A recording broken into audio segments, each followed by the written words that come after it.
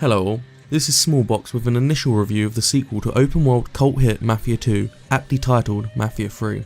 As always, if you enjoy the video, please do leave a comment or like, and to stay up to date with all my latest content, feel free to subscribe. Hope you enjoy the video. Last thing they're gonna expect is an attack from the water. You head back round to the row, stay with the car. I'll meet you over there when this is done. Hope you know what you're doing. Trust me, Ellis. Here in a bit, this will all be behind us. First up, we have the graphics. The game really lends itself to the 1960s vibe. Every area you go to feels as if the graphics have a unique certain hue to them that really make the game look unique. I had a hard time deducing whether or not this is a good or bad feeling that I had. However, as I said, it does make the game feel unique and does lend to the time. It's an almost grainy effect that I completely understand people could assume for bad graphics. However, I don't feel this is the case, and I think it makes the game look lovely. Facial animations and character models are charming. They look fantastic and really help to immerse yourself in the game. Character animations are nothing special but work. Subtle little animations such as Lincoln shuffling after you aim down sights make the game feel natural and real. The world, while looking okay, is having problems at times with textures and texture load-in times. I've noticed several times on my PC copy that textures fail to load or pop in extremely late. I've also experienced several notable screen tears. While they only last for a few seconds, they're hard not to notice and can ruin the moment for you. There are several areas that I feel are a lot more lived in and vibrant than others. I've played the game for around 30 hours now and have experienced every area the game has to offer. It certainly feels like a lot more love went into certain areas against others. The game has a very strange knack to appear bland, but when gunfights and chases are taking place, the game becomes beautiful. Next up, we have gameplay.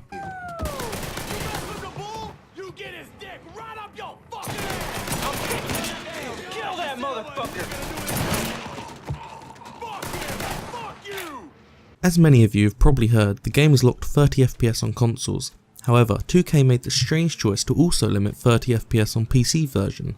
Despite making claims before the game had even released, they already had a patch in the works to allow it to exceed this limit. At the date of this recording, which is 2 days after launch, the patch is still not out but should be soon according to the developers. This limit on FPS can really be felt in often fast-paced gameplay. Turning stationary or aiming down sights becomes difficult as the lock comes into play. However, you will find yourself adapting to this, however annoying it may initially be. Controls on your PC are standard, however a few key bindings have weird defaults, such as the whistle key, which is important in stealth, being binded onto delete, which took some getting used to, but it's nothing game breaking. Your day-to-day activities in New Bordeaux will become increasingly repetitive. I've not experienced much outside the formula of wiretap an area, disrupt whatever illegal trade is going on in said area, which is usually done by killing the owner of the establishment. You keep doing this until you make the big boss come out of hiding, which you then go and kill, and you rinse and repeat. A lot of the playability of this game will come out of how much you enjoy this type of sandbox. The areas for the most part feel different enough, but I'm finding stealth far too easy and gunplay only becomes challenging when you're fighting on more than one front.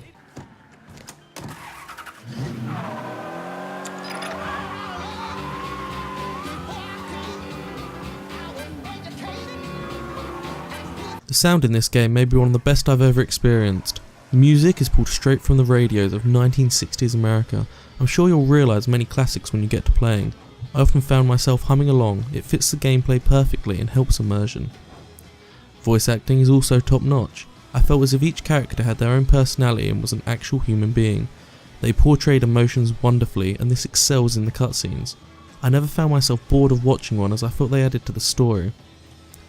Gun sounds have weight, they feel as if they're being shot and will do some damage. The slight click of an empty gun, or the slapping of a boat against the water in the river. Strangely enough, however, I found that car sounds are terrible. They're extremely loud and just seem to drone on. They have no oomph to them, even the fastest cars in the game sound like every other, which is strange for a game that is mostly driving. You ain't gotta tell me twice. Hey, fill me up. You know something, Lincoln? You're possibly the baddest motherfucker I ever laid my eyes on. She shouldn't have said no.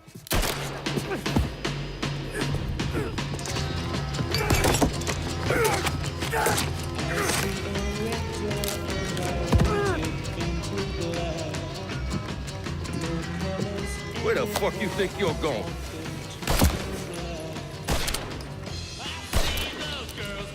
Stupid fucking niggas.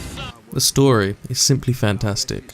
While I don't think it's up there with games like Last of Us or Witcher 3, I thoroughly enjoyed living out Lincoln's mostly realistic plight to avenge the men that ruined his life and killed his adoptive family.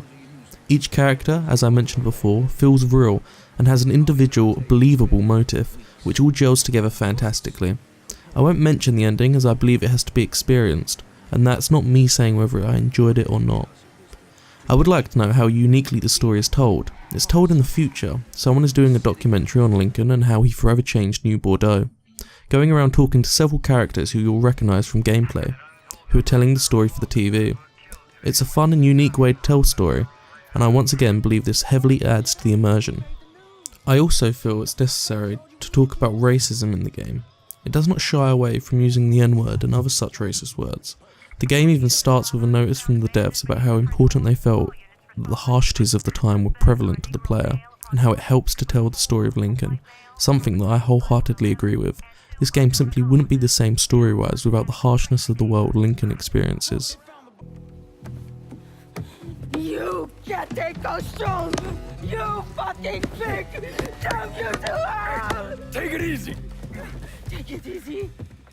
Take it easy! He kept me in there, locked in there, day and night. Beat me, use me.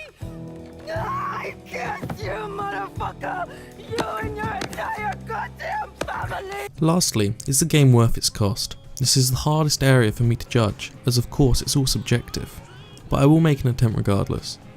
I would highly suggest renting the game or waiting for a sale. While I love the game, I don't feel there's enough content to warrant a full price purchase. The main draw of the game for me isn't the gameplay at all, it's the well written and planned story. That's something I think you can wait for. If you loved Mafia 2 and can't wait to get more of that similar type of gameplay, you'll most likely like this one. If you love it enough to pay £40 for what is essentially more of the same, then go buy it. I would however suggest waiting for a sale or rent it if you're a bit more apprehensive. Overall, this game I'm sure will be loved by many. When the few technical issues are sorted out and the locks lifted on PC, I'm sure it will be bigger than the cult hit that Mafia 2 was. However, it doesn't warrant its price tag at the moment, and like many did with Mafia 2, I'd wait for a sale. Overall, this game gets from me 74 out of 100.